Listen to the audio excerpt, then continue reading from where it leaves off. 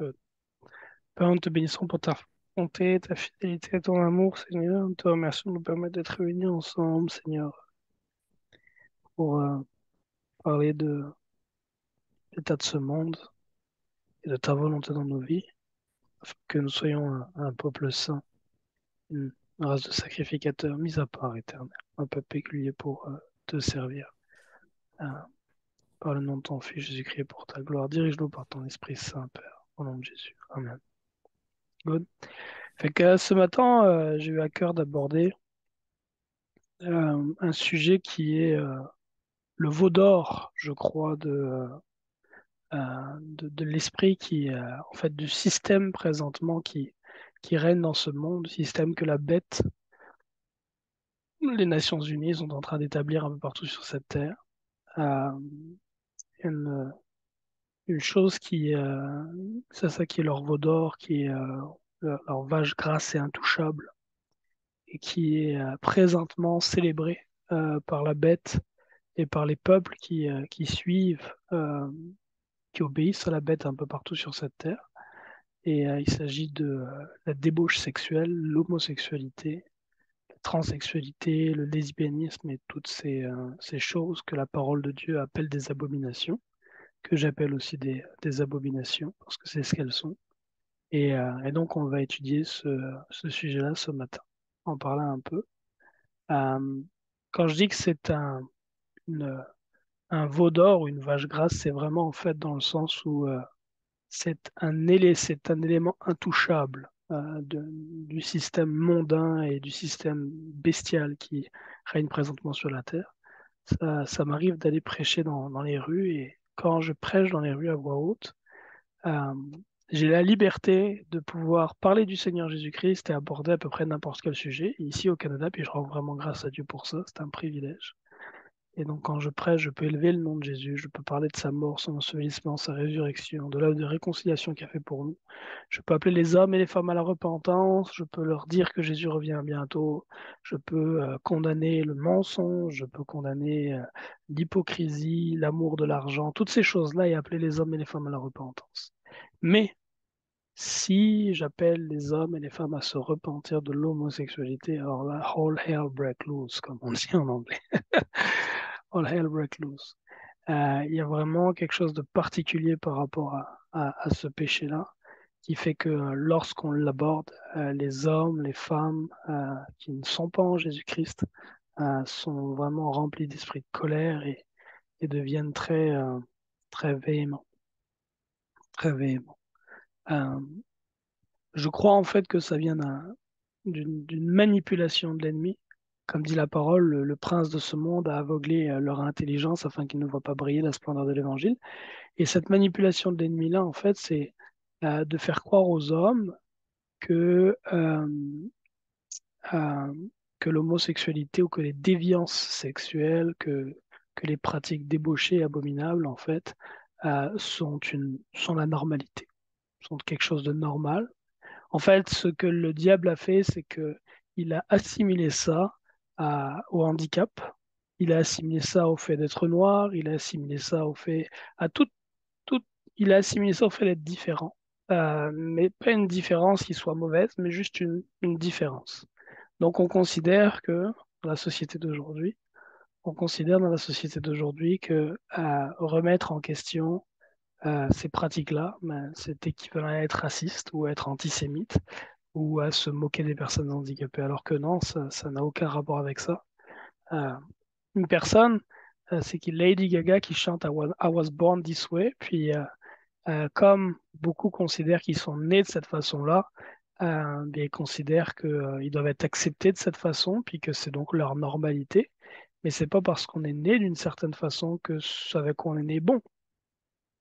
Le fait d'être né, par exemple, amérindien, n'est ni un défaut, ni une qualité, c'est un fait. Par contre, si quelqu'un est né menteur, eh ben, il est appelé à changer. Puis la nouvelle pour vous, c'est que la Bible nous dit que tous les hommes sont nés menteurs. Ils sont menteurs depuis le sein de leur mère. Peut-être Joseph nous partagera le psaume là. Et la Bible nous dit que les hommes sont menteurs depuis le sein de leur mère, qu'ils s'écartent depuis le ventre de leur mère.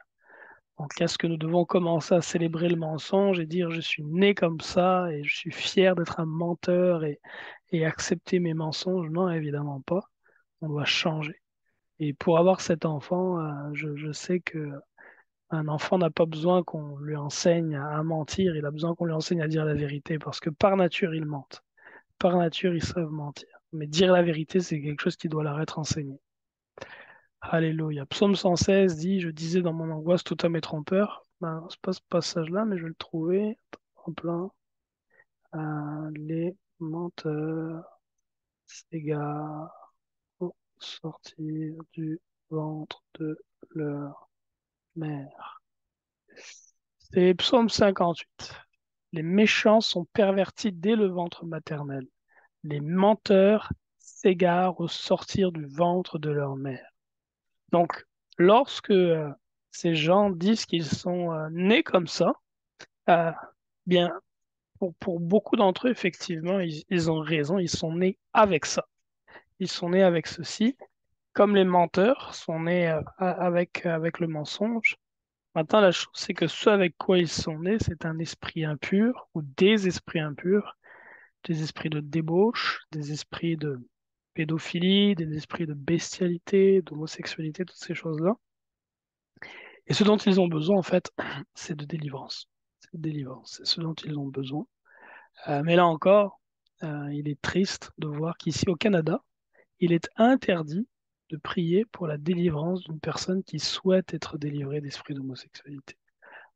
La loi interdit au Canada de chasser les démons d'homosexualité. Fait que si tu fais une délivrance avec quelqu'un, tu peux chasser les démons qui ont attrait au mensonge, à l'idolâtrie, tu peux chasser les démons du vol, mais quand tu arrives sur les démons de l'homosexualité, ça, il faut pas y toucher, parce que sinon tu vas en prison, ou tu prends une belle amende.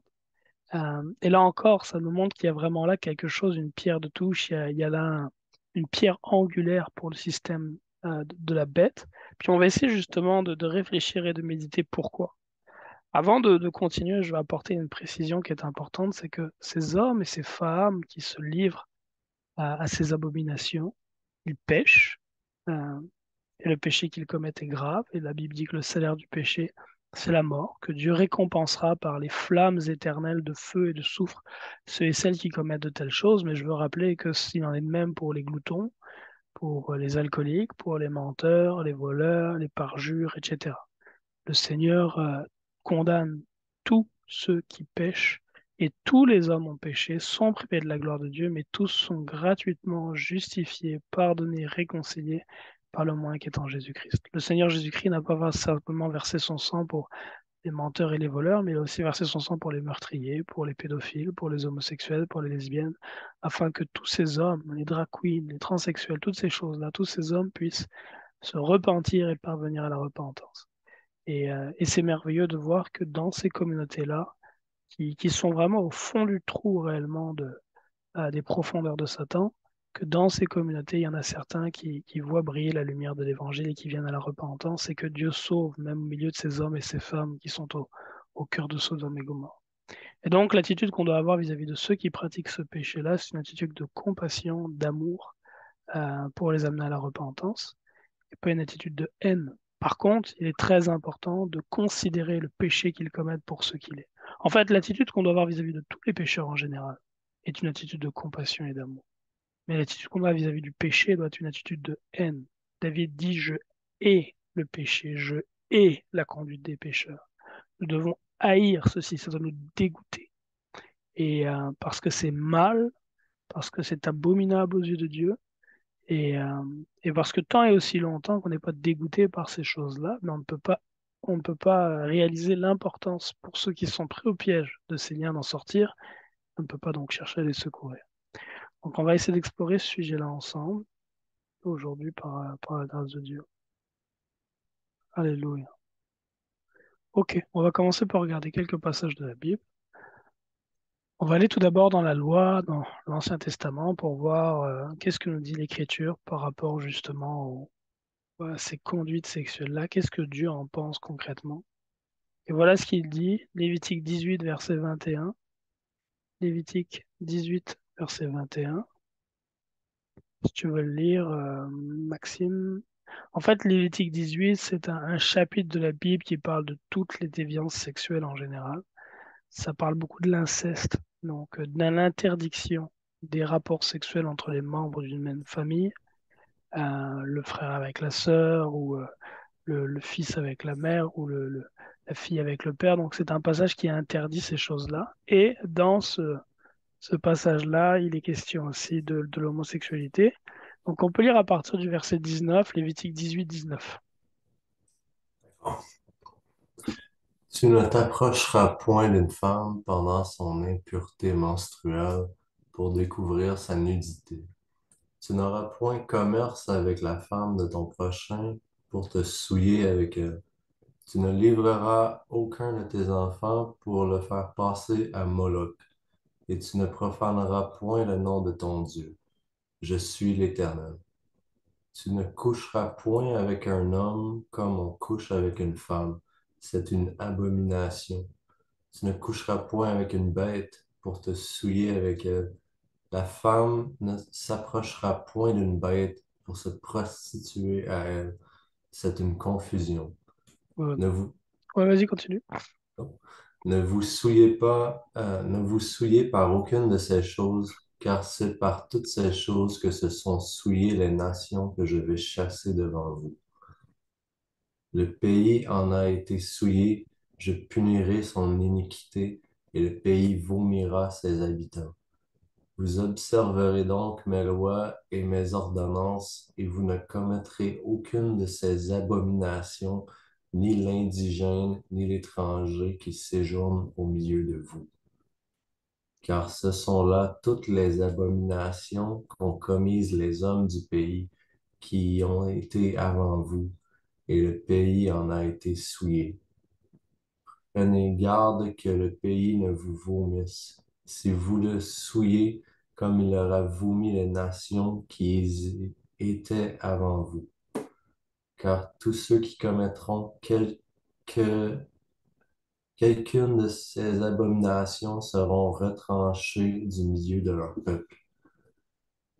Vous observerez mes commandements et vous ne pratiquerez aucun des usages abominables qui se pratiquaient avant vous.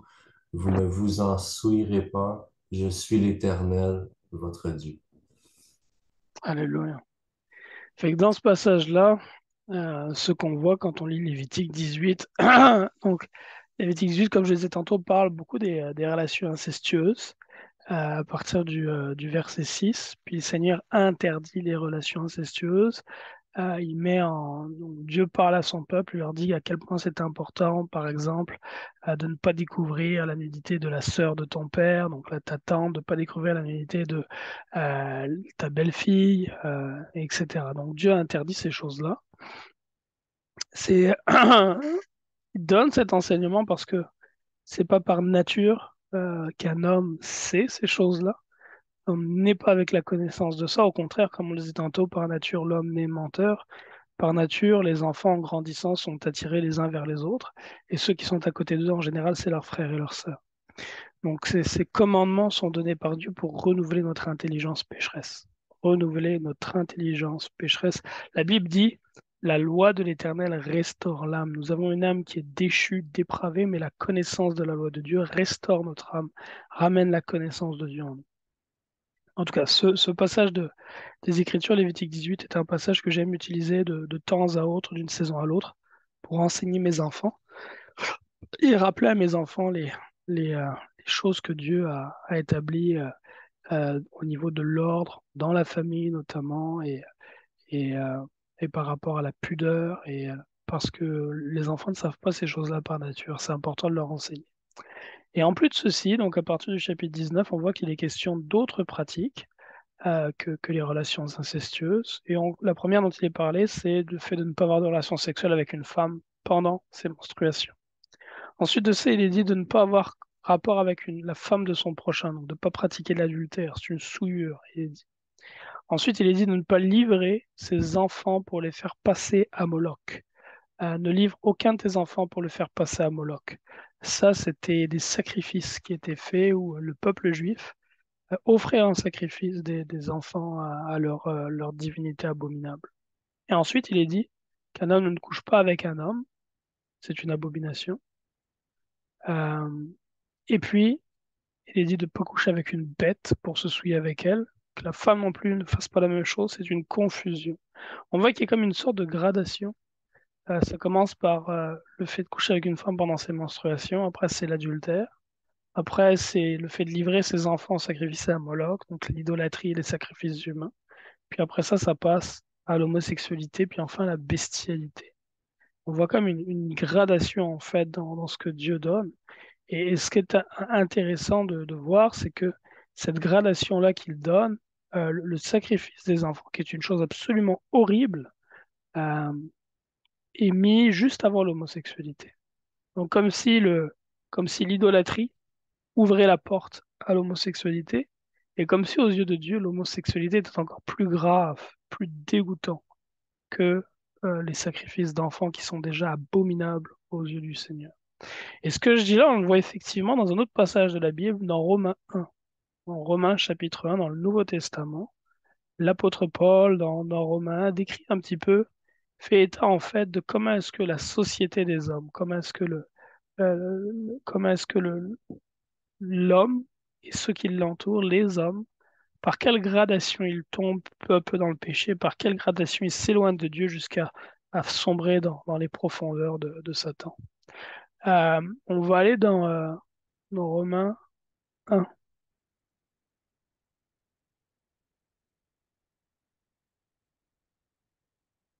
On va aller dans Romains 1.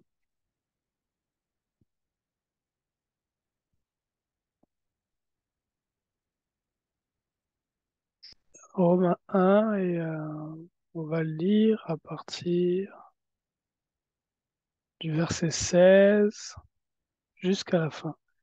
Romains 1, 16 jusqu'à la fin. Arnaud, est-ce que tu veux le lire? Romains 1, 16 jusqu'à la fin.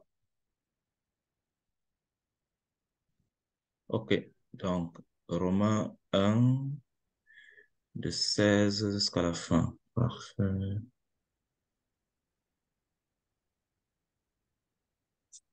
Je lis au nom du Seigneur Jésus-Christ, car je n'ai point honte de l'évangile. C'est une puissance de Dieu pour le salut de quiconque croit, du juif premièrement, puis du grec.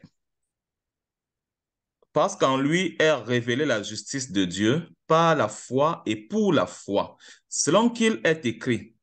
Le juste vivra par la foi. La colère de Dieu la colère de Dieu se révèle du ciel contre toute impiété et toute injustice des hommes qui retiennent injustement la vérité captive. Car ce qu'on peut connaître de Dieu est manifeste pour eux, Dieu le leur ayant fait connaître. En effet, les perfections invisibles de Dieu, sa puissance éternelle et sa divinité se voient comme à l'œil depuis la création du monde. Quand on les considère dans ses ouvrages, ils sont donc inexcusables, puisqu'ayant connu Dieu, ils ne l'ont point glorifié comme Dieu et ne lui ont point rendu grâce, mais ils se sont égarés dans leurs pensées et leur cœur sans intelligence a été plongé dans les ténèbres. Se vantant d'être sages, ils sont devenus fous et ils ont changé la gloire du Dieu incorruptible en image représentant l'homme corruptible, des oiseaux, des quadrupèdes et des reptiles. C'est pourquoi Dieu les a livrés à l'impureté selon les convoitises de leur cœur, en sorte qu'ils déshonorent eux-mêmes leur propre corps. Eux qui ont changé la vérité de Dieu en mensonge et qui ont adoré et servi la création au lieu du Créateur, qui est béni éternellement. Amen. C'est pourquoi Dieu les a livrés à des passions infâmes, car leurs femmes ont changé l'usage naturel en celui qui est contre nature. En celui qui est contre nature. Et de même, les hommes abandonnant l'usage naturel de la femme, se sont enflammés dans leur désir les uns pour les autres, commettant homme avec homme des choses infâmes et recevant en eux-mêmes le salaire qui méritait leur égarement.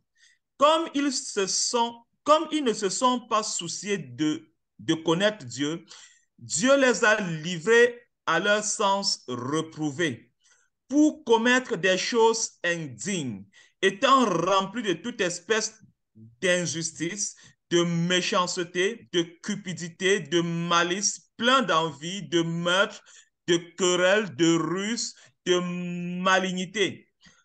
Rapporteurs, médisants, impies, arrogants, hautains, fanfarons, ingénieux du mal, rebelles à leurs parents, dépourvus d'intelligence, de loyauté, d'affection naturelle, de miséricorde.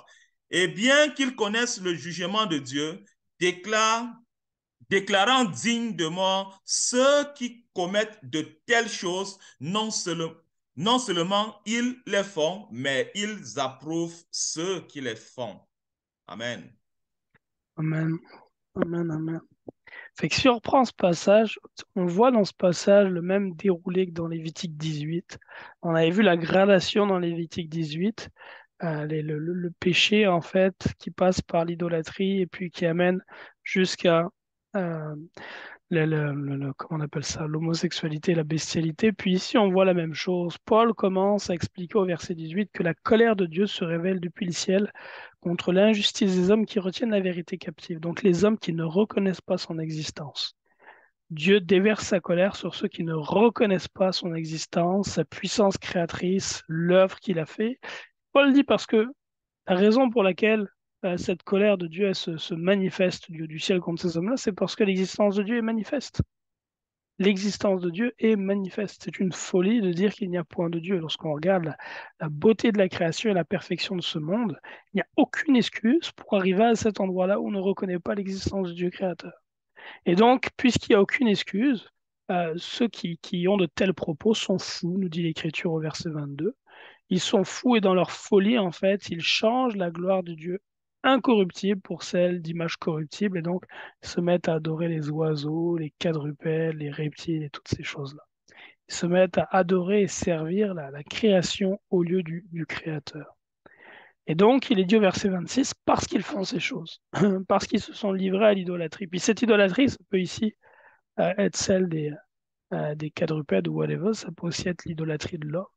Donc tout ce qui est idolâtrie, donc le fait de remplacer Dieu par autre chose, dans le siècle dans lequel on est, dans les régions dans lesquelles on vit, Amérique du Nord, Europe, l'idolâtrie, c'est surtout l'idolâtrie de l'humanisme, où l'homme a été élevé au rang de Dieu et on sert l'homme et sa pensée plutôt que le Dieu créateur. Et donc Dieu livre ceux qui font de telles choses à leurs passions infâmes. Et il dit au verset 26 que ces passions infâmes, c'est que leurs femmes ont changé l'usage naturel en celui qui est contre nature, et de même les hommes, abandonnant l'usage naturel de la femme, se sont inflammés dans le désir les uns pour les autres, commettant homme avec homme des choses infâmes et recevant en eux-mêmes le salaire que mérite leur égarement. Et quand Paul dit, Paul parle ici donc des femmes qui vont vers les femmes, donc les lesbiennes, les hommes qui vont vers les hommes, les homosexuels, et puis, il dit qu'ils reçoivent en eux-mêmes le salaire que méritent leur égarement. Ils se souillent les uns les autres. Au-delà de ceci, j'avais lu il y a quelques années, quand je présentais les conférences culture moderne et nouvel ordre mondial, des études qui avaient été faites sur les hommes homosexuels qui vivent dans les grands centres urbains canadiens. Puis l'espérance de vie des hommes homosexuels des grands centres urbains canadiens, il y a à peu près 10 ans, aujourd'hui, je ne sais pas ce qu'il en est, mais il y a à peu près 10 ans, l'espérance de vie était une dizaine d'années plus basse que pour celle d'un homme hétérosexuel. Une dizaine d'années plus basse. Donc la pratique de l'homosexualité est encore plus dangereuse en fait pour la santé de l'homme que le fumer la cigarette par exemple. C'est une malédiction qui est sur la vie de ceux qui pratiquent de telles choses. Et donc la parole ici présente vraiment ça comme étant le fond du trou. L'Écriture nous montre vraiment l'homosexualité puis ces pratiques-là vraiment comme étant le le fond du trou. Quand la création de Dieu, quand les hommes créés par Dieu abandonnent la crainte de l'Éternel, se détournent de la sagesse de Dieu et se laissent emporter par la folie de leur cœur, le fond du trou, vraiment, c'est de tomber dans ces choses-là, de tomber là-dedans. Donc, la parole est claire par rapport à ceci. Puis, on peut lire un autre passage de la Bible qui nous dit quel va être le jugement de ceux qui commettent de telles choses. Euh, je pensais à 1 Corinthiens 6, je crois.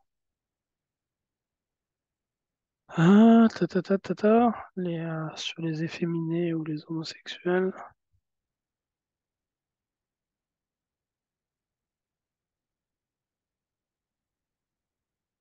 Alors, 1 Corinthiens 6, puis Galates 5, je pense aussi un passage dans l'Apocalypse. 1 Corinthiens 6, à partir du verset 9, je pense. Corinthiens 6 à partir du verset 9. Ouais, 1 Corinthiens 6, verset 9 et suivant. Puis après ça, il y aurait euh, Galates 5, verset 19 et suivant. Joseph, est-ce que tu veux bien lire 1 Corinthiens 6, puis si Étienne est avec toi, il pourra lire Galates 5, 19. Oui. Juste 5,19? Ben, et suivant, là. 5, 19 et suivant. Parfait. Donc, 1 Corinthiens 6. Ne savez-vous pas que les injustes n'hériteront point le royaume de Dieu? Ne vous y trompez pas, ni les impudiques, ni les idolâtres, ni les adultères, ni les efféminés, ni les infâmes, ni les voleurs, ni les cupides, ni les ivrognes, ni les outrageux, ni les ravisseurs n'hériteront le royaume de Dieu. Et c'est là ce que vous étiez, quelques-uns de vous. Mais vous avez été lavés, mais vous avez été sanctifiés, mais vous avez été justifiés au nom du Seigneur Jésus et par l'Esprit de notre Dieu. Amen. Amen, amen. Tu- Donc là, ici, le terme que tu disais, je pense, c'est efféminé, c'est ça? Ouais. Ouais, le terme efféminé. Fait qu'un efféminé, un homme qui se comporte comme une femme, c'est pas forcément un homme qui va aller jusqu'au point de coucher avec d'autres hommes, mais l'homme déjà qui a une attitude qui n'est pas celle d'un homme, hein, un homme puis qui s'habille comme une femme. Dans l'Ancien Testament, il est dit que c'est ou abomination, confusion, j'oublie c'est quoi le terme qu'il utilisait de qu'un homme s'habille comme une femme ou qu'une femme s'habille comme un homme. Peut-être qu'on peut le prendre d'ailleurs justement. Un homme ne mettra point des Un homme ne mettra point des femmes. C'est dans Deutéronome 22, verset 5. La femme ne portera pas un habit d'homme. La femme ne portera pas un habit d'homme, et un homme ne mettra point des vêtements de femme, car quiconque fait ces choses est en abomination à l'Éternel ton Dieu. Littéralement, là, ce que ça veut dire quand il dit en abomination, ça veut dire que lorsque Dieu voit quelqu'un qui fait ça, ça lui donne le goût de vomir. Ça lui donne le goût de vomir. Un homme qui met des vêtements de femme, Dieu, quand il voit ça, il a le goût de vomir. Puis cette personne-là, où est-ce qu'il veut la vomir? Dans le lac de feu et de soufre.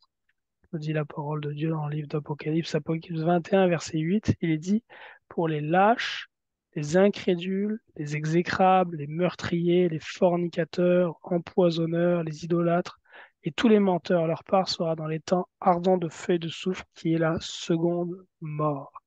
Donc les fornicateurs, c'est tous ces gens-là qui pratiquent la débauche sexuelle, que ce soit la débauche sexuelle entre hommes et femmes, ou entre hommes et hommes, entre femmes et femmes, entre hommes et animaux, peu importe. Tout ce qui est débauche sexuelle, tout ce qui est relation sexuelle qui sort du cadre du mariage entre l'homme et la femme est abominable aux yeux de Dieu, fornication. Et ça lève le cœur de notre Père. Son désir, c'est de vomir ceux qui commettent de telles choses dans le lac de feu et de soufre, à moins qu'ils se repentent. Et Dieu a pourvu un moyen pour ça en Jésus-Christ, son Fils. Dieu a tant aimé ceux qui commettent ces abominations-là.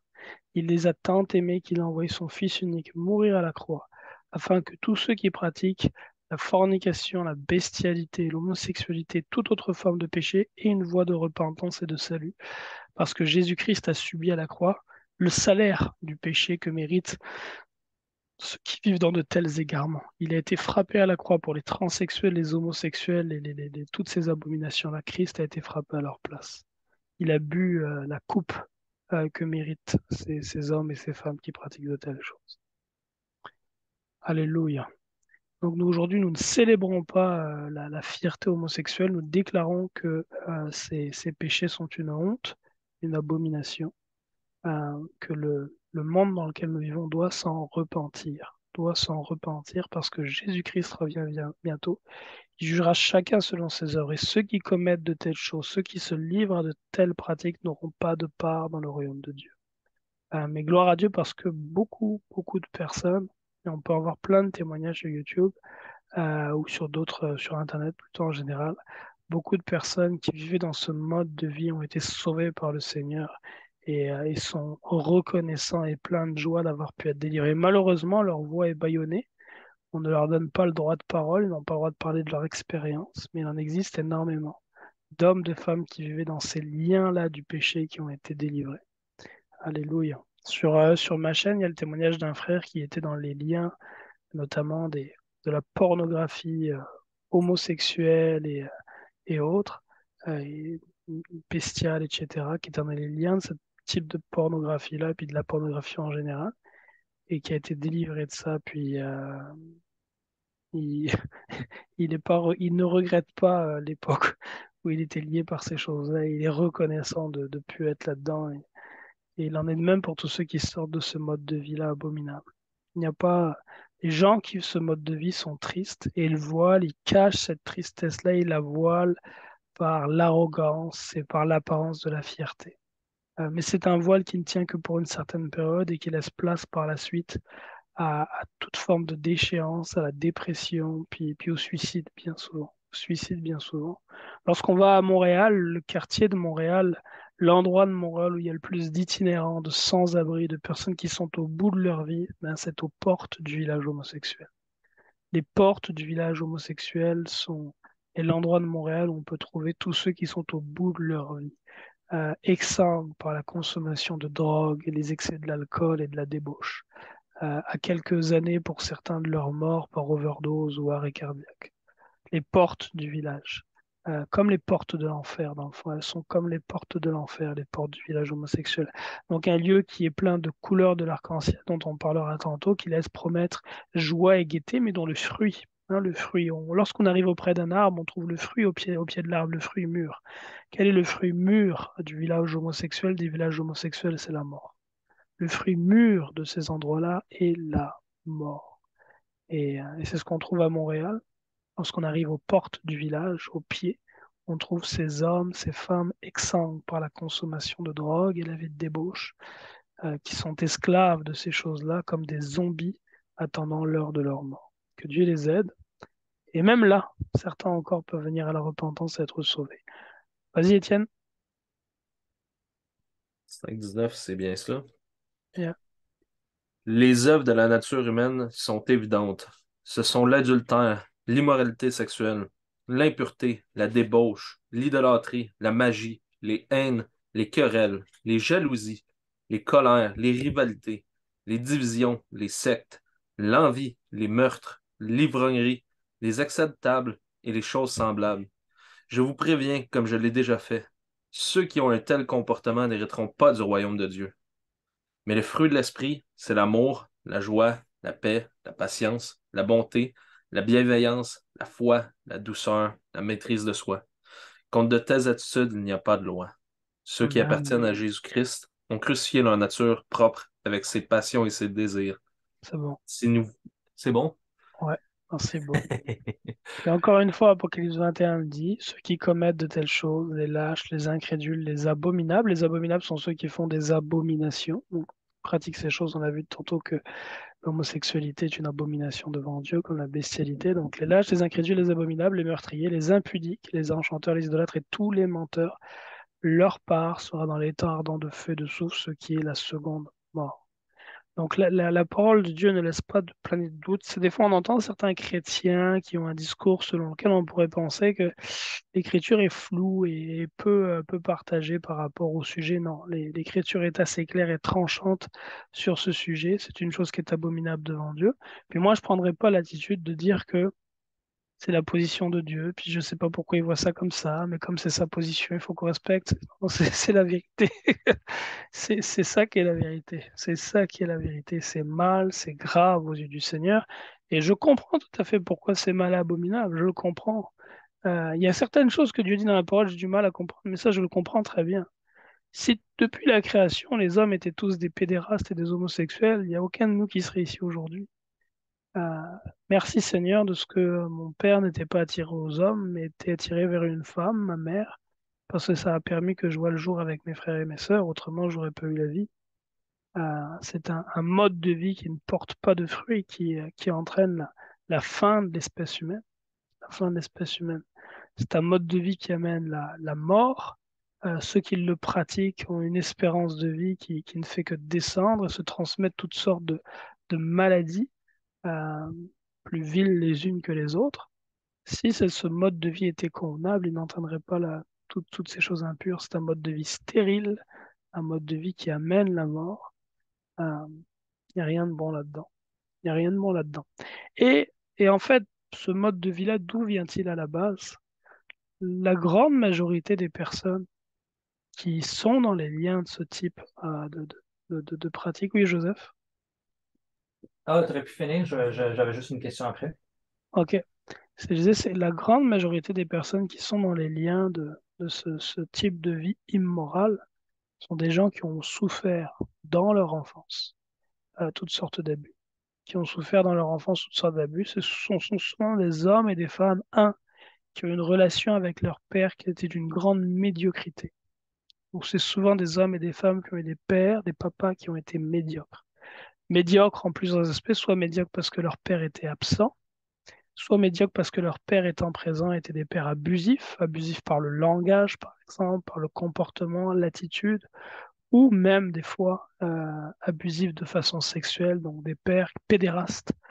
Pédéraste, ça vient de pédo, qui est enfant, c'est par rapport aux enfants, puis éros, qui est la sexualité, donc c'est le désir sexuel qui est tourné vers les enfants, ce qu'on appelle pédophile aujourd'hui. Et donc, souvent, ce sont des hommes et des femmes qui ont été victimes d'abus de leur part de leur papa, ou d'absence de leur papa, ou alors de toutes sortes d'abus, de viols, d'attouchements par rapport à d'autres personnes, membres de la famille ou étrangers quand ils étaient jeunes, quand ils étaient enfants. Et cette blessure de l'âme provoquée dans l'enfance par l'abus sexuel, par le viol, ou par l'absence du père, ouvre une porte à toutes sortes d'esprits impurs, les esprits de débauche, d'homosexualité qui rentrent dans le cœur du petit enfant, qui rentrent dans le cœur du jeune adolescent. Et certains vont venir à la connaissance de Dieu, vont réaliser leurs besoins, obtenir la délivrance et pouvoir vivre une vie libre. D'autres vont vivre avec ces liens-là intérieurs, mais sans se laisser aller à ces passions infâmes. Et d'autres, enfin, vont se laisser librement aller à ces passions infâmes et vont finir par masquer leur douleur par une apparence de fierté et d'arrogance. Mais à la base, la racine de ce mode de vie-là, la racine de ce mode de vie, c'est un traumatisme pour la plupart des hommes et des femmes qui vivent là-dedans. Et c'est un traumatisme qui trouve sa source dans la pédophilie ou dans l'absence du père. Et souvent, c'est la défaillance des papas. Souvent, c'est la défaillance des papas, soit par l'absence, ou soit par une présence qui n'a pas été celle qu'elle aurait dû. Donc une présence abusive et des fois abusive même sexuelle. Et le Seigneur a dit, vous me dites que l'arbre est bon et le fruit est bon, vous dites que l'arbre est mauvais et le fruit est mauvais. Est-ce que l'on peut dire que qu'un arbre dont les racines sont l'abus, dont les racines sont le viol, dont les racines sont les attouchements sur les enfants, est-ce que cet arbre-là est bon? Évidemment non. Et le fruit qui pousse dessus, qui sont toutes ces formes de déviance sexuelle, jusqu'à ce que certains, même aujourd'hui, se prennent pour des animaux, est-ce que cet arbre-là est bon? Évidemment non, il ne l'est pas, et le fruit est tout aussi mauvais que l'arbre. D'ailleurs, quand on va dans les Écritures, dans la parole, une place dans la parole où on voit ce mode de vie-là, c'est dans le livre de Genèse, Sodome et Gomorrhe. Sodome et Gomorrhe, dans le livre de Genèse. Et on va voir comment est-ce que justement le- la déviance sexuelle, l'homosexualité est liée avec l'esprit de l'inceste. On va le voir dans cette histoire-là de Sodome et Gomorrhe. dans le livre de Genèse. Oui, Joseph, vas-y, avant qu'on lise le passage. Yes. Tu parlais juste avant de raisonnement que certains chrétiens pourraient avoir. Puis, je vais te poser une question. J'ai déjà la réponse, mais j'aimerais avoir, toi, ton avis, parce que plusieurs personnes, après ça, vont venir sur YouTube, vont voir ton vidéo, puis peut-être qu'ils Hein? pourraient avoir cette pensée-là en arrière de la tête. Certains fils ou filles de Dieu, les chrétiens, qui se disent chrétiens, ont cette conception-là que le Seigneur nous appelle à vivre dans l'amour. C'est un des slogans qui revient souvent aussi dans les manifestations, c'est acceptez-nous, aimez-nous. Qu'est-ce que tu répondrais à un chrétien, à une chrétienne qui tolérerait l'homosexualité au nom de l'amour en disant le Seigneur nous a appelés à aimer, donc si on aime, il faut accepter ces choses-là. Qu'est-ce que tu répondrais? Ben, par rapport à tantôt, c'est un petit peu ce que je disais, à savoir que je crois qu'on doit faire la part des choses entre l'homme et le mode de vie qu'il a. Euh, le mode de vie, en fait, comment dire, si un homme garde ce mode de vie abominable, il sera jugé avec son mode de vie et condamné pour son mode de vie. Mais tant aussi longtemps que le jugement n'est pas arrivé, je crois qu'on doit faire la part des choses entre le mode de vie de l'homme qui est abominable et l'homme qui est abominable à cause de son mode de vie, mais qui peut devenir saint à cause du sang de Jésus-Christ s'il se repent de ses péchés. Donc je pense qu'on est appelé à condamner fermement ce mode de vie-là, d'un côté, et de l'autre côté, à témoigner de l'amour et de la compassion vis-à-vis de ceux qui sont dans ces chaînes-là, sans leur mentir, en leur disant quelle est la vérité, mais en le faisant avec sagesse et puis avec amour pour qu'ils viennent à la repentance. Ça, c'est, comment dire, c'est le, si, c'est un péché qui est effectivement très grave, mais ça reste que l'attitude qu'on doit avoir, c'est pas différente de ceux qui commettent d'autres formes de péché. Quelqu'un qui est, je sais pas moi, je vais prendre l'exemple de, tu me permets de prendre ton exemple, Maxime, par rapport au jeu d'argent avant. Quand, c'est quand Maxime était dans les liens des jeux d'argent, tu sais, si à chaque fois je voyais Maxime, je disais, Maxime, coudonc, tu continues à jouer de l'argent, tu vois rien, mais tu vas périr en enfer si tu continues. Tu sais, à un moment donné, on a peut-être été allé de bord. Et donc, j'en ai parlé avec lui plusieurs fois, mais j'essaie d'en parler avec amour, avec douceur. Ça veut dire, tu sais, Max, je suis pas certain que quand je vois la parole, je pense vraiment que c'est un péché. Puis je pense que le Seigneur, il a mieux pour toi. Mais tu sais, d'essayer d'en parler avec amour, puis d'une façon qui est respectueuse, de pas, on veut pas offenser ou enfoncer notre prochain, on veut l'élever. Mais on veut pas non plus avoir cette attitude-là, dire, tu sais, Dieu accueille tout le monde avec son mode de vie. Non, on veut pas non plus être ceux comment dire, qui mettent la Bible aux couleurs des événements homosexuels là sont dans une grande voie de perdition et seront jugés probablement plus sévèrement que ceux qui commettent de tels crimes. Que ceux qui commettent de tels crimes. C'est ça que je peux dire là-dessus. Je sais pas si ça répond un peu. Mais personnellement, tu sais, dans mon travail, j'ai eu l'occasion dans ma vie, tu sais, de côtoyer à plusieurs reprises des personnes homosexuelles. Dans mon travail, j'ai un collègue qui est homosexuel. Ça m'est déjà arrivé quand on a nos sommets d'être dans la même chambre d'hôtel que lui. Pas dans le même lit, par exemple, mais dans la même chambre d'hôtel. Puis, tu sais, j'ai de belles discussions avec lui. On a parlé de la foi ensemble. Euh, et que il, tu sais, on doit pas, comment dire, tu sais, je pense pas que ce serait une bonne attitude pour moi de dire, ah, non, je peux pas partager ma chambre d'hôtel avec un tel homme. Non, au contraire. Yes!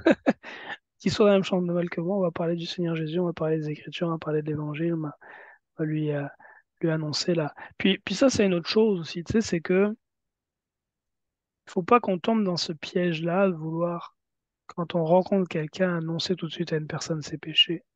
Je pense pas que ce soit la bonne façon de procéder pour ça ou pour autre chose. Tu sais, si je rencontre une femme qui vit dans la débauche, qui est en décolleté, mini-jupe, tu sais, puis qui se donne à droite et à gauche, ce serait pas sage de ma part de lui parler tout de suite de comment est-ce qu'elle est fait de façon immodeste, impudique et de la vie de prostituée qu'elle mène. Elle va probablement me fuir. Par contre, lui parler de l'amour du Seigneur, de ce que Christ a fait à la croix, lui donner mon témoignage, comment est-ce que moi j'étais un pécheur, comment est-ce que moi je menais une vie qui était immorale, abominable aux yeux de Dieu, puis comment Dieu m'a sauvé de ça. Savoir ce discours-là va ouvrir cette femme-là peu à peu pour l'amener à la connaissance de Dieu. Tu sais, we have to work step by step. Puis quand, comment dire, quand Marie-Madeleine, qui menait une vie immorale, est venue au pied du Seigneur Jésus-Christ, Seigneur Jésus, il n'a pas commencé tout de suite à lui prêcher sur ses péchés. Il les aborda à un moment donné, parce qu'on sait qu'il a chassé 7 esprits impurs d'elle. Mais ça n'a pas été son premier discours n'a pas été Marie, tu vis une vie abominable, repens-toi. Ça n'a pas été ça sa première approche. Sa première approche a vraiment été de témoigner de l'amour et de la compassion vis-à-vis de cette personne-là. So we have, tu sais, d'un côté, et puis c'est ce que dit, je pense que c'est dans Jacques ou dans Jude qu'il est dit, c'est d'avoir une compassion qui est mêlée de crainte. Hein, dans Jude, je pense que c'est dans Jude. Tu peux le trouver, Joseph, dans Jude, jusqu'à haïr la tunique souillée par la chair, il dit, C'est dans Jude 1. Jude 1.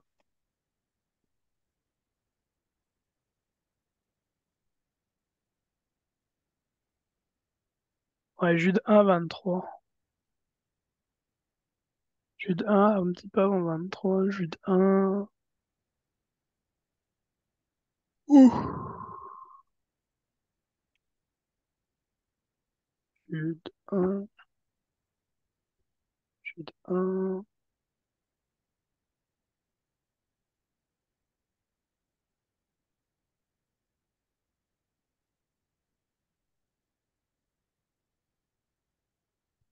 Alléluia. On pourrait le lire. Est-ce que Stéphane est là? Il pourrait le lire s'il est là. Je peux lui mettre le micro. Steph, tu utilises Ouais. Jude 1, le verset quoi à quoi, vas-y? À partir du verset 17. La main de Arnaud est levée, elle est noire, on la voit très bien. Ouais, je l'ai vu, mais je voulais juste finir ce truc-là avant de lui donner la parole. Les versets, donc, Jude 1, verset 17 à 23. Yeah. Mais vous, bien-aimés, souvenez-vous des paroles qui ont été dites auparavant par les apôtres de notre Seigneur Jésus-Christ, comment ils vous disaient qu'à la fin du temps, il y aurait des moqueurs marchant selon leur propre convoitise d'impiété. Ceux-ci sont ceux qui se séparent eux-mêmes des hommes naturels, n'ayant pas d'esprit, n'ayant pas l'esprit.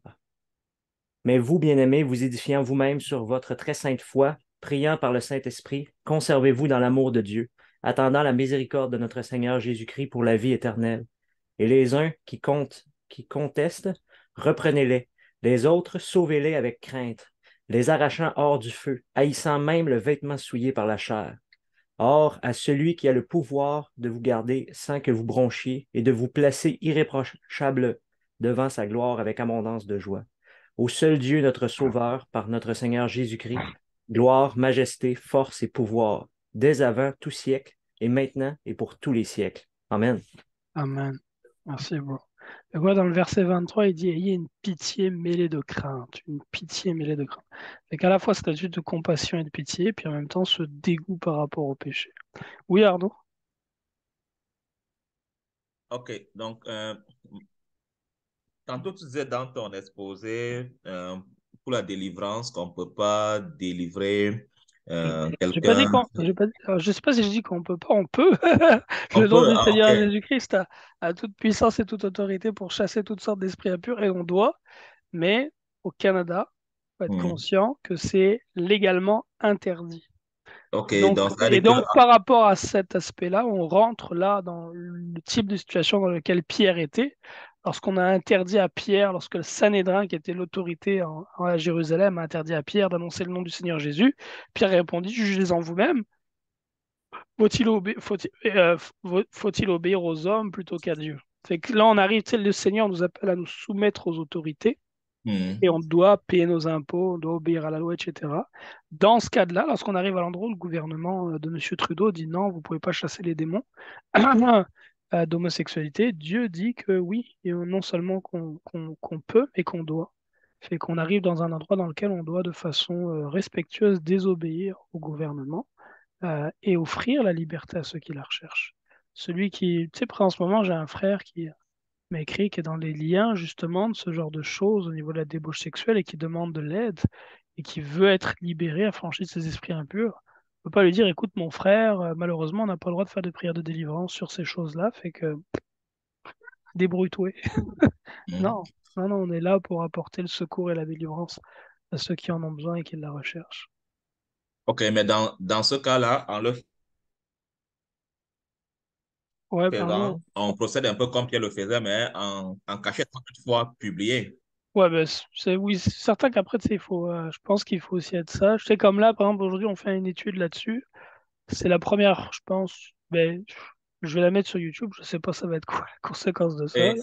et juste pour parler encore de ça, je me rappelle, juste en plein pandémie, il y a un pasteur congolais, je ne sais pas si vous avez entendu parler de ça, ou c'est Paul Mukendi, quelque chose comme ça, là, il a été Ouais, vraiment persécuté pour ce point-là, parce que lui, il était vraiment très cru lorsqu'il prêchait, en fait, ouais, dans son église. tu sais, je le connais pas personnellement. Je le connais pas personnellement, mais j'ai pas, comment dire, il m'inspire pas de bonnes choses, mettons, cet homme-là.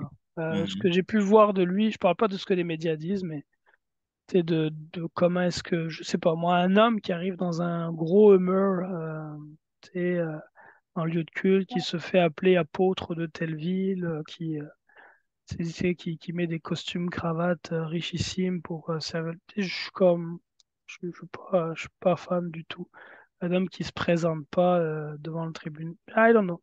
Et je pense pas que ce soit la raison vraiment pour laquelle il est tombé.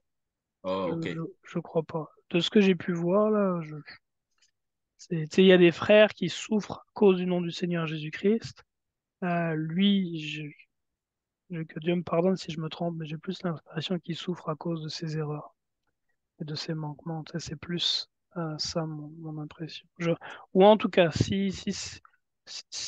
comment dire, s'il est persécuté à cause de sa foi, il y a en tout cas bien des aspects de sa foi qui sont répréhensibles.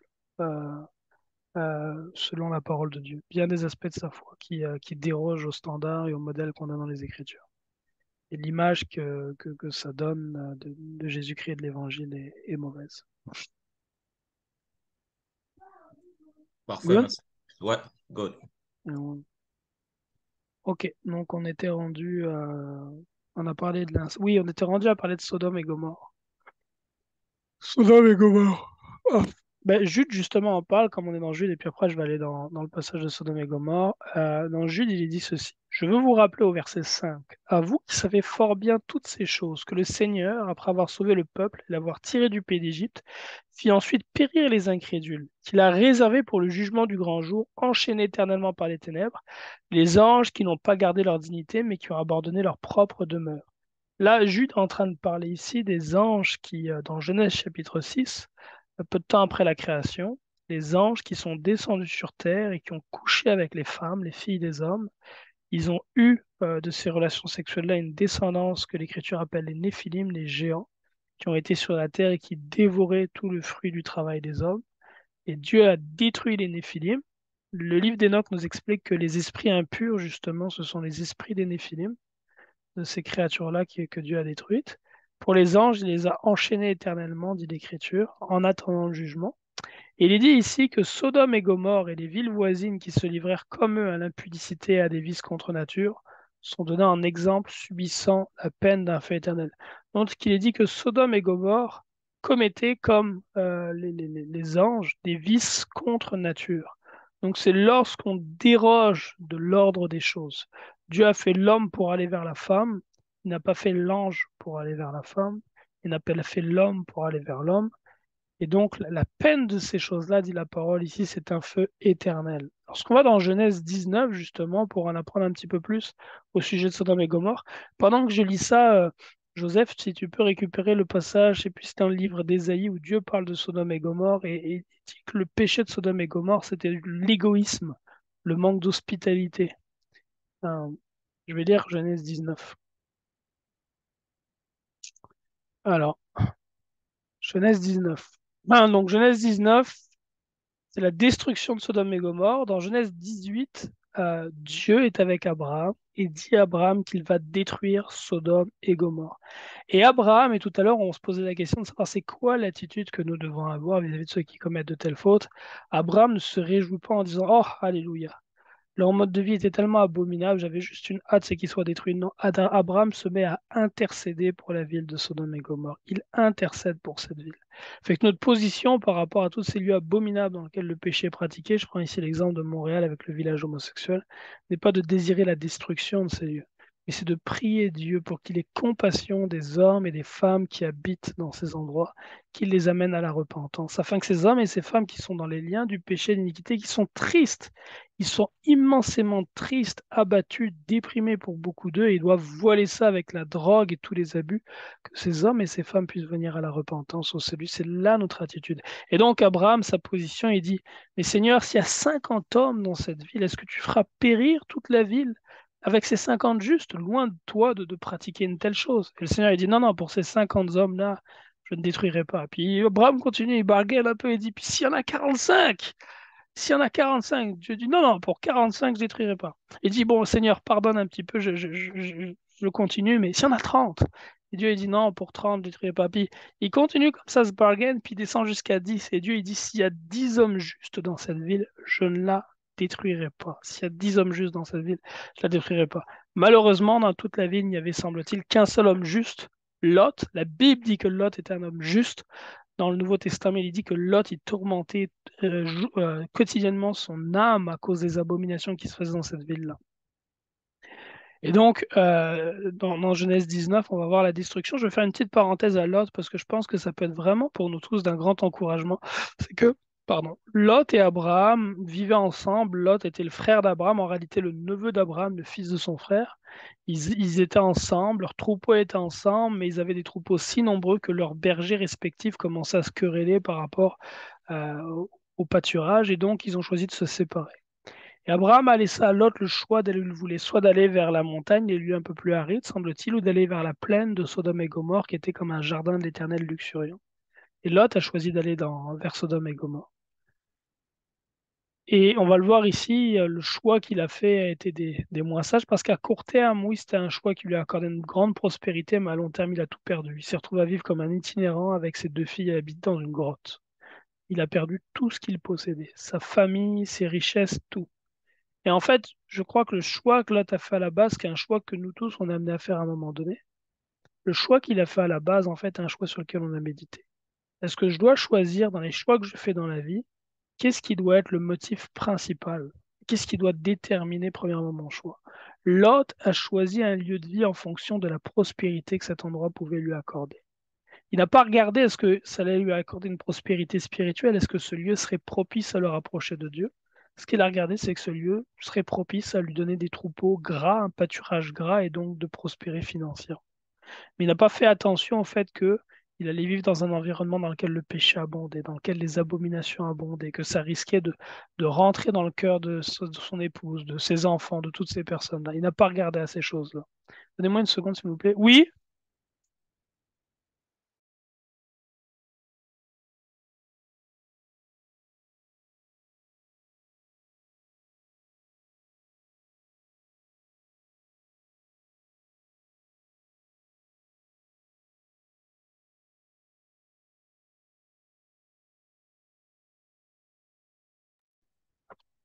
Je suis en train de dire quoi? J'oublie. J'étais en train Lot de... n'a pas regardé le côté spirituel quand Oui, dans le choix qu'on fait effectivement, dans le choix qu'on a amené à faire par exemple, le lieu de vie, la première chose qu'on doit considérer, c'est le royaume de Dieu. Chercher premièrement le royaume de Dieu et sa justice et toute autre chose sera donnée en retour et non l'inverse. Et non l'inverse. De chercher un lieu de vie dans lequel on va être capable de prospérer spirituellement, premièrement, et après les autres aspects. Mais lorsqu'on met la chose à l'envers, ben, on finit par, on peut se retrouver dans des pièges. Et c'est ce qui se passe aujourd'hui pour beaucoup de familles chrétiennes qui choisissent de vivre dans les grandes métropoles, dans les grandes villes. Ils vivent pas là parce qu'ils veulent annoncer l'évangile. Hein, ils vivent là pour la grande majorité parce qu'ils veulent une job et puis ils veulent un revenu, puis ils veulent toutes ces choses-là. Mais leurs enfants et leurs familles se retrouvent quotidiennement en contact avec les abominations qui se font dans ces lieux-là. puis finissent par grandir dans les voies du monde et non dans les voies de Dieu. On va donc lire Genèse 19. Genèse 19, on va lire à partir du verset 1 jusque, en fait, tout le chapitre 19 de Genèse. Chapitre 19 de Genèse. Joseph, si tu veux le lire pendant ce temps, je vais juste aller m'occuper de ma fille là, et j'arrive. Pas de problème. Genèse 19. Les deux anges arrivèrent à Sodome sur le soir, et Lot était assis à la porte de Sodome. Quand Lot les vit, il se leva pour aller au-devant d'eux et se prosterna la face contre terre. Puis il dit, Voici, mes seigneurs, entrez, je vous prie, dans la maison de votre serviteur et passez-y la nuit. Lavez-vous les pieds, vous lèverez de bon matin et vous poursuivrez votre route. Non, répondirent-ils, nous passerons la nuit dans la rue. Mais Lot les pressa tellement qu'ils vinrent chez lui et entrèrent dans sa maison. Il leur donna un festin et fit cuire des pains sans levain. Et ils mangèrent. Il n'était pas encore couché que les gens de la ville, les gens de Sodome, entourèrent la maison, depuis les enfants jusqu'aux vieillards. Toute la population était accourue. Ils appelèrent Lot et lui dirent, Où sont les hommes qui sont entrés chez toi cette nuit? Fais-les sortir vers nous, pour que nous les connaissions. Lot sortit vers eux à l'entrée de la maison et ferma la porte derrière lui. Il dit, Mes frères, je vous prie, ne faites pas de mal. Voici, j'ai deux filles qui n'ont point connu d'homme. Je vous les emmènerai dehors, vous ferez ce qui vous plaira. Seulement, ne faites rien à ces hommes puisqu'ils sont venus à l'ombre de mon toit. Ils dirent, Retire-toi. Ils dirent encore, Celui-ci est venu comme étranger, il veut faire le juge. Eh bien, nous te ferons pire qu'à eux. Et pressant Lot avec violence, ils s'avancèrent pour briser la porte. Les hommes étendirent la main, firent rentrer Lot vers eux dans la maison et fermèrent la porte. Et ils frappèrent d'aveuglement les gens qui étaient à l'entrée de la maison, depuis le plus petit jusqu'au plus grand, de sorte qu'ils se donnèrent une peine inutile pour trouver la porte. Les hommes dirent à Lot, Qui as-tu encore ici? Gendre, fils et filles, et tout ce qui t'appartient dans la ville, fais-les sortir de ce lieu, car nous allons détruire ce lieu, parce que le cri contre ses habitants est grand devant l'Éternel. L'Éternel nous a envoyés pour le détruire. Lot sortit et parlant à ses gendres qui avaient pris ses filles, Levez-vous, dit-il, sortez de ce lieu, car l'Éternel va détruire la ville. Mais aux yeux de ses gendres, il parut plaisanter. Dès l'aube du jour, les anges insistèrent auprès de Lot, en disant, Lève-toi, prends ta femme et tes deux filles qui se trouvent ici, de peur que tu ne périsses dans la ruine de la ville. Et comme il tardait, les hommes le saisirent par la main, lui, sa femme et ses deux filles, car l'Éternel voulait l'épargner. Ils l'emmenèrent et le laissèrent hors de la ville. Après les avoir fait sortir, l'un d'eux dit, Sauve-toi pour ta vie, ne regarde pas derrière toi, et ne t'arrête pas dans toute la plaine. Sauve-toi vers la montagne, de peur que tu ne périsses. Lot leur dit, Oh non, Seigneur, voici, j'ai trouvé grâce à tes yeux, et tu as montré ta grandeur, la grandeur de ta miséricorde à mon égard, en me conservant la vie. Mais je ne puis me sauver à la montagne avant que ce désastre m'atteigne, et je périrai. Voici, cette ville est assez proche pour que je m'y réfugie, et elle est petite. Oh, que je puisse m'y sauver. N'est-elle pas petite, et que mon âme vive? Et il lui dit, Voici, je t'accorde encore cette grâce, et je ne détruirai pas la ville dont tu parles. Hâte-toi de t'y réfugier, car je ne peux rien faire jusqu'à ce que tu sois arrivé. C'est pour cela qu'on a donné à cette ville le nom de Tsoar. Le soleil se levait sur la terre lorsque Lot entra dans Tsoar. Alors l'Éternel fit pleuvoir du ciel sur Sodome et sur Gomorrhe du soufre et du feu, de par l'Éternel, et détruisit ces villes, toute la plaine et tous les habitants des villes et les plantes de la terre. La femme de Lot regarda en arrière, et elle devint une statue de sel. Abraham se leva de bon matin pour aller au lieu où il s'était tenu en présence de l'Éternel. Il porta ses regards du côté de Sodome et de Gomorrhe et sur tout le territoire de la plaine. Et voici, il vit s'élever de la terre une fumée, comme la fumée d'une fournaise. Lorsque Dieu détruisit les villes de la plaine, il se souvint d'Abraham, et il fit échapper Lot du milieu du désastre, par lequel il bouleversa les villes où Lot avait établi sa demeure. Lot quitta Tsoar pour la hauteur et se fixa sur la montagne avec ses deux filles, car il craignait de rester à Tsoar. Il habita dans une caverne, lui et ses deux filles. L'aîné dit à la plus jeune, Notre père est vieux, il n'y a point d'homme dans la contrée pour venir vers nous, selon l'usage de tous les pays. Viens, faisons boire du vin à notre père et couchons avec lui afin que nous conservions la race de notre père. Elles firent donc boire du vin à leur père cette nuit-là, et l'aînée alla coucher avec son père. Il ne s'aperçut ni quand elle se coucha, ni quand elle se leva. Le lendemain, l'aîné dit à la plus jeune, Voici, j'ai couché la nuit dernière avec mon père. Faisons-lui boire du vin encore cette nuit, et va coucher avec lui, afin que nous conservions la race de notre père. Elles firent boire du vin à leur père encore cette nuit-là, et la cadette alla coucher avec lui. Il ne s'aperçut ni quand elle coucha, ni quand elle se leva. Les deux filles de Lot devinrent enceintes de leur père.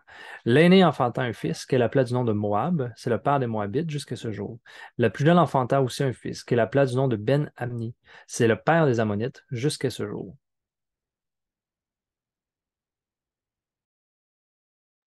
Merci, bro. Fait que dans ce passage de l'Écriture, là, les questions de Sodome et Gomorre, de la destruction de Sodome et Gomorre, il dit que le péché de Sodome et Gomorre était grand.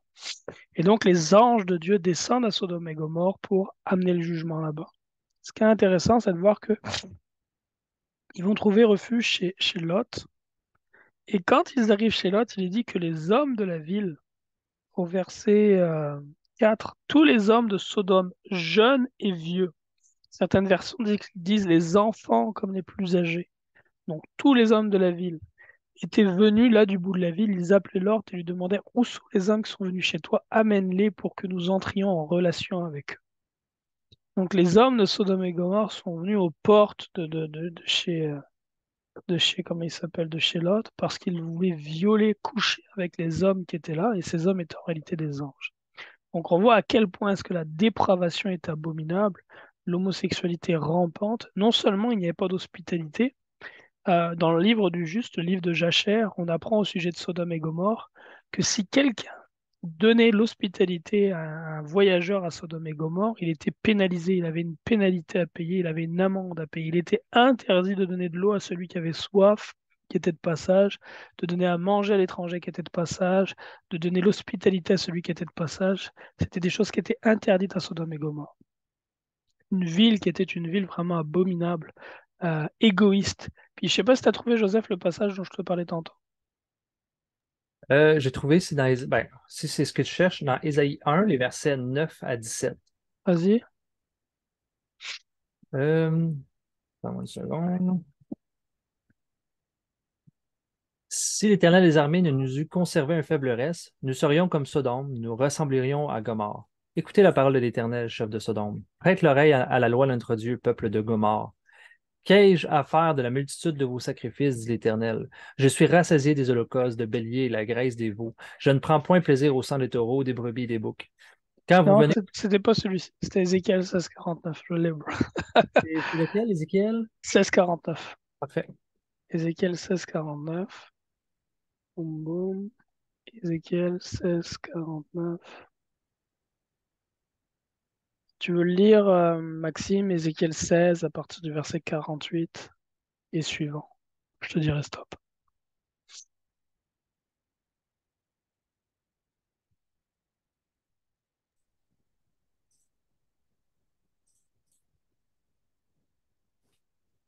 Oui. Ah. Aussi vrai que je suis vivant, le Seigneur, l'Éternel, le déclare, Sodome, ta sœur et tes filles n'ont jamais agi aussi mal que toi et tes filles. Voici quel était le crime de Sodome. Ta sœur, elle et ses filles étaient devenues orgueilleuses Orgueil, pride en anglais, pride, fierté, orgueil. parce qu'elles vivaient dans l'abondance et dans une tranquille insouciance. Elles n'ont offert aucun soutien aux pauvres et aux nécessiteux. Elles sont devenues hautaines et se sont mises à commettre sous mes yeux des actes abominables. C'est pourquoi je les ai fait disparaître comme tu l'as vu.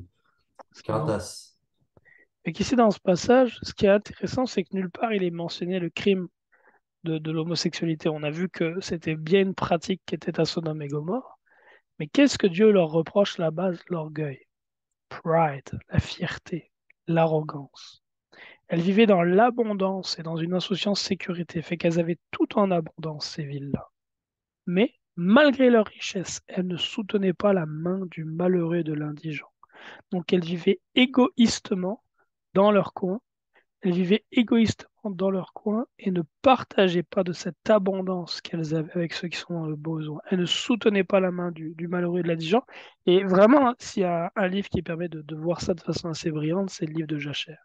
Quand on lit le livre de Jachère, la partie sur l'histoire de Sodome et Gomorre, on voit vraiment dans le détail quelle était la vie des habitants de Sodome et Gomorre. Ils avaient des festivités, je pense, annuelles, où chaque homme venait avec les femmes de sa maison. Donc un homme venait avec ses filles et puis c'est son épouse. Les hommes échangeaient leurs femmes. Donc, un père de famille allait donner ses filles et son épouse à un autre père de famille pour qu'il couche avec. Et il faisait ce genre de part et là, de débauche dans le fond à ciel ouvert. Il, il, euh, et le point, je pense, le plus grave, c'était par rapport justement à la, comment dire, à l'étranger. Quand l'étranger arrivait dans la ville, si quelqu'un lui ouvrait sa porte, il y avait une amende, il était puni d'une amende. Si quelqu'un donnait à boire à l'étranger, il était puni d'amende. Pourquoi? Parce qu'il ne voulait pas avoir de pauvres qui passent par là. Il voulait rester juste entre riches, juste entre personnes qui sont dans l'abondance. Et ce qu'on voit en fait, c'est qu'elles sont devenues hautaines et elles ont commis des abominations. Donc là encore, le même schéma, à savoir qu'on a une ville ici, ou une ville qui s'est mise elle-même à la place de Dieu. Donc elle s'est célébrée elle-même, des hommes qui se célébraient eux-mêmes, qui ne servaient plus Dieu, mais ils servaient leur propre ventre, leur propre cœur, donc des idolâtres. Et l'idolâtrie les a amenés à devenir hautains. Et la conséquence, c'était qu'ils se sont mis à commettre des abominations. Et les abominations, c'est justement ces pratiques abominables que sont l'homosexualité puis la débauche sexuelle. Euh, et c'est dans chaque société, qui est ainsi, c'est le fruit qu'on va voir. L'homosexualité est une pratique, et puis toutes les pratiques les plus abominables que celle-ci, là, qui sont bestialité, et puis toutes sortes de choses, est une pratique qui va se retrouver à chaque fois dans les sociétés prospères et égoïstes. Les sociétés qui sont prospères et égoïstes vont donner fruit, vont donner naissance à des hordes d'homosexuels, à des hordes de débauchés.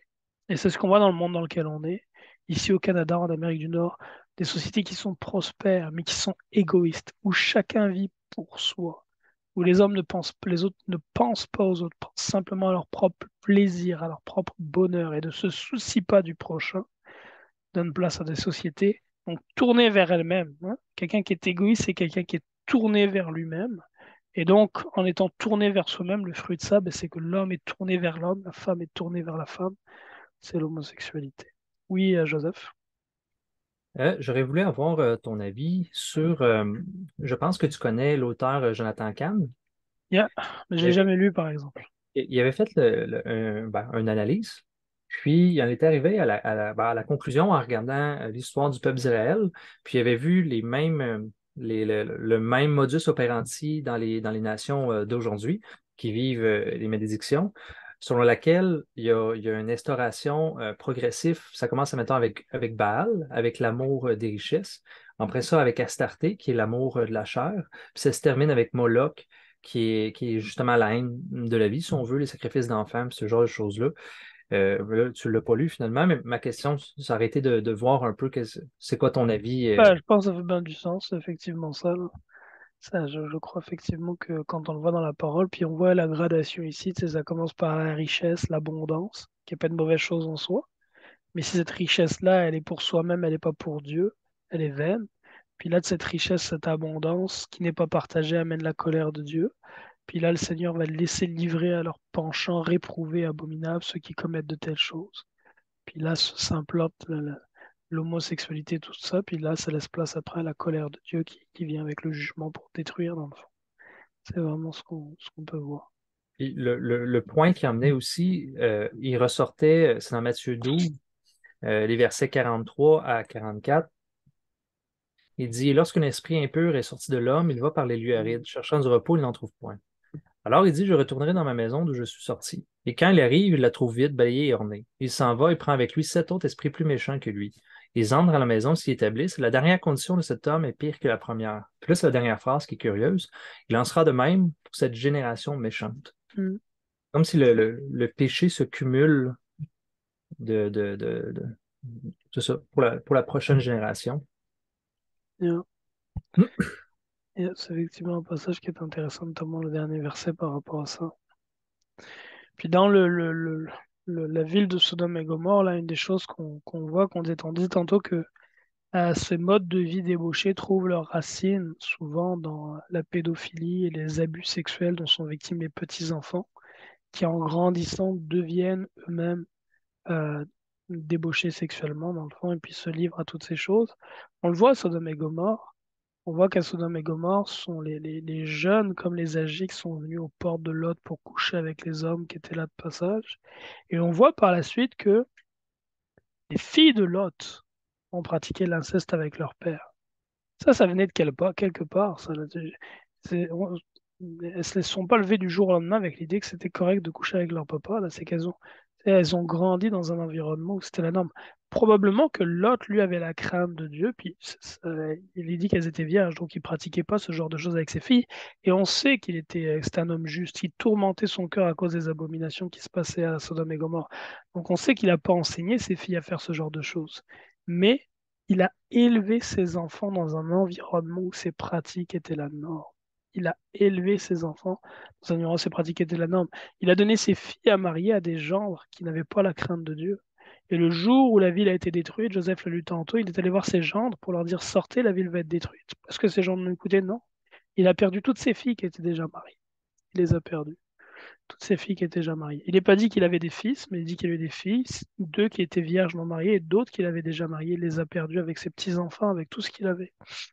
Son épouse, si lui, Lot, tourmentait son cœur à cause des abominations qui se faisaient à Sodome et Gomorrhe, il semble que son épouse, elle, était plutôt dans la réjouissance dans son cœur, apparemment, des abominations qui s'est fait. Parce que quand elle a quitté, elle s'est retournée sur la ville, elle a été transformée en statue de sel. C'est que quelque part, semble-t-il, la ville et ce qui s'y pratiquait lui manquait, son cœur était attaché à ce qui se passait à Sodome et Gomorrhe. Et donc, on a une responsabilité en tant que chef de famille de veiller sur l'environnement dans lequel on met nos épouses, nos enfants, les personnes avec qui on permet qu'ils soient en contact. Moi, personnellement, je me suis marié à Montréal, puis j'ai commencé à fonder ma famille là-bas. Mais très tôt dans mon mariage, le Seigneur m'a montré que c'était pas sage d'élever ma famille en ville, dans un endroit où il y a tant d'abominations. Très tôt, mais ma fille la plus âgée, j'avais 2 ans quand le Seigneur a commencé à me montrer ça. Le Seigneur m'a montré très tôt que c'est quand on lit la parole que élever ses enfants en ville au milieu du péché, le Seigneur, à travers notamment cet exemple-là. Et là, j'ai commencé à prier, je demandais à Dieu, ouvre une porte pour qu'on puisse sortir. Puis après 3 ans, à quasiment chaque jour intercéder avec Dieu, prier auprès du Seigneur pour qu'il nous fasse sortir, Dieu ouvre une porte. Puis aujourd'hui, on est à la campagne. Et dehors, c'est des écureuils, puis des vaches et des hérissons. Puis tout ça n'impacte en rien de façon négative mes enfants, au contraire. Et si mes enfants voient des amis, s'ils voient des gens, ben c'est des gens que je vais avoir sélectionnés. Parce qu'il n'y a personne qui habite juste à côté avec qui ils peuvent aller jouer sans mon autorisation. Là. Les maisons les plus proches sont à 200 mètres. Et ça, je pense, c'est vraiment un point qui est important, c'est qu'en tant que père de famille, en tant que chef de famille, on a la responsabilité de choisir avec qui est-ce que nos épouses, nos enfants vont être en contact. Et lorsqu'on vit de la façon dont Dieu l'a établi à la base, dans le fond, parce que à la base, le Seigneur a demandé aux hommes de se répandre sur toute la terre, de remplir la terre. Il leur a pas dit de se concentrer à certaines places, comme les hommes l'ont finalement fait à partir du temps de Babel. Fait que si on vit de cette façon-là, non pas en ermite, pas au milieu des montagnes, mais avec une certaine distance, d'avoir un espace de vie pour nous et notre famille, ben à ce moment-là, on est capable de choisir les amis de nos enfants, qui est-ce que nos enfants vont voir et rencontrer, plutôt que ce soit eux qui, par défaut, choisissent les voisins. Et les voisins qui sont bien souvent des personnes qui ne craignent pas forcément le Seigneur. C'est très important. Ceux avec qui nos enfants sont en contact, malheureusement, ont quasiment autant d'influence, sinon plus certaines fois que nous-mêmes en tant que parents. Donc, en le sachant, on doit veiller là-dessus pour préserver nos enfants de l'influence néfaste et négative d'autres enfants qui ne sont pas élevés dans la crainte de Dieu. C'est vraiment important. Vraiment quelque chose qui est important. Autrement, on court le risque, comme Lot, de perdre notre descendance, de perdre ces enfants-là dans les voies de l'ennemi. Alléluia. Ok, on va regarder maintenant 3 autres aspects, toujours par rapport à cette notion-là de cette culture de débauche qui est une culture de la bête. Puis quand je parle de la bête, dans ma compréhension, la bête, c'est vraiment les Nations Unies. Je suis intimement convaincu que les Nations Unies, c'est la bête dont parle l'Écriture. Puis les Nations Unies ont mis en place toutes sortes de choses justement pour qu'il y ait une culture d'homosexualité, de débauche sexuelle qui se répande à travers le monde. Il y a les normes ESG, qui sont des normes sociales, gouvernementales et écologiques, qui prônent notamment c'est ça, l'homosexualité puis toutes ces choses-là. Puis ils mettent, et lorsque des gouvernements sur cette terre s'opposent à l'homosexualité, il y a toutes sortes de, comme on dit, toutes sortes de sanctions économiques ou autres qui sont mises en place par les Nations Unies et par les pays membres des Nations Unies pour faire en sorte que ces pays-là se détournent de leur rigueur et se lancent aussi dans une course de débauche, comme le font les autres nations. Et donc, euh, quand on pense à l'homosexualité, dans le fond, c'est l'homme qui va vers l'homme, la femme vers la femme.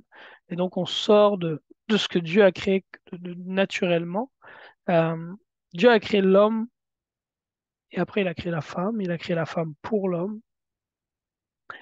Il a créé la femme pour l'homme. La Bible dit celui qui trouve une femme trouve le bonheur. C'est un don qu'il obtient de l'Éternel. Puis, en créant l'homme et la femme, dans Éphésiens 5, Paul explique en fait que Dieu nous donne une image de Christ et de l'Église. Une image de Christ et de l'Église. Et donc, dans la relation que l'homme a avec la femme est là pour nous enseigner par rapport à la relation que Christ, Sauveur, a avec l'Église, son épouse. L'homosexualité, en fait, vient annuler l'image rédemptrice de Dieu, vient rendre ça nul. C'est un homme qui se tourne vers un homme, donc il n'y a plus l'image de Christ Sauveur dans le couple. Euh, et, euh, et c'est une relation qui ne porte pas de fruits. Alors que le premier commandement que Dieu a donné, soyez féconds, euh, soyez multipliés, soyez féconds, multipliés, remplissez la terre. Un autre point qui est que je crois qui a une certaine importance, c'est le symbole de ces hordes de débauche. Le symbole, c'est le drapeau arc-en-ciel. Le drapeau arc-en-ciel. C'est intéressant parce que l'arc-en-ciel, à la base, on peut le lire peut-être, c'est l'alliance que Dieu il a fait avec les hommes après le déluge. L'arc-en-ciel, c'est l'alliance que Dieu a fait avec les hommes après le déluge. C'est dans le livre de Genèse. Euh, L'arc-en-ciel, Genèse chapitre 9, versets 8 à 13. Anthony, est-ce que tu veux le lire pour nous? Genèse chapitre 9, versets 8 à 13. Oui. Dieu parla encore à Noé et à ses fils avec lui en disant, voici, j'établis mon alliance avec vous, et avec votre postérité après vous.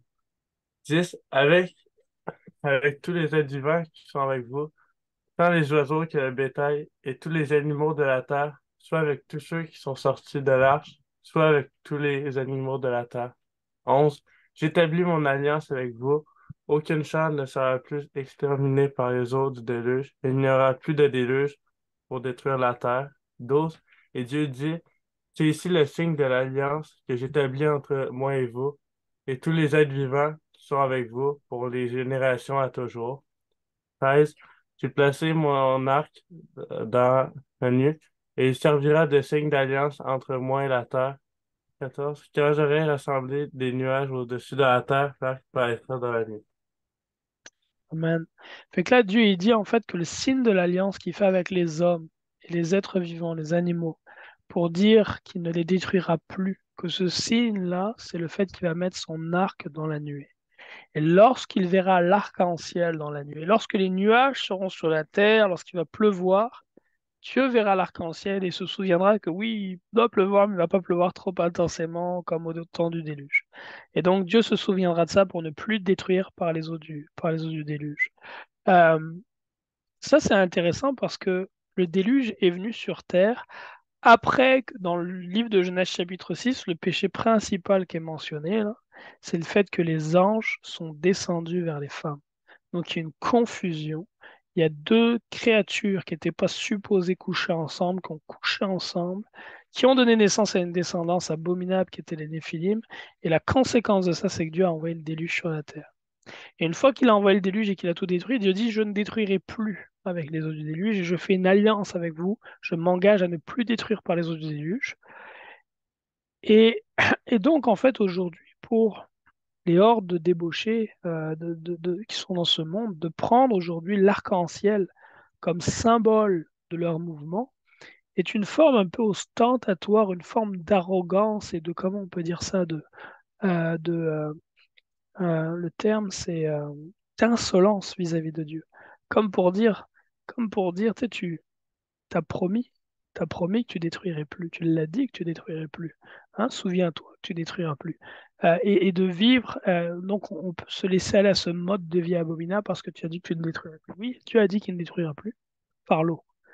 Mais par contre, sa parole dit très clairement que la même terre qui une première fois a été détruite par l'eau est réservée pour le jugement et cette fois-ci sera détruite par le feu. Cette fois-ci sera détruite par le feu. Fait que c'est vraiment c'est de l'arrogance et c'est vrai, en fait, c'est très clairement, en fait, le diable cherche à vraiment mettre de la fumée dans les narines de l'Éternel pour susciter sa colère parce que ce que le diable veut, c'est que Dieu détruise les habitants de la terre et les envoie en enfer. C'est ça la volonté du diable. Et en utilisant ces choses-là, il cherche vraiment à exciter la colère de Dieu. Nous, notre position à nous, c'est de nous tenir sur la brèche et d'intercéder pour ceux qui sont aveuglés par l'ennemi afin qu'ils viennent à la repentance. Enfin, un dernier point que je trouve qui est intéressant, c'est une prophétie qui est dans le livre des Proverbes. Une prophétie qui est dans le livre des Proverbes, qui est dans mince.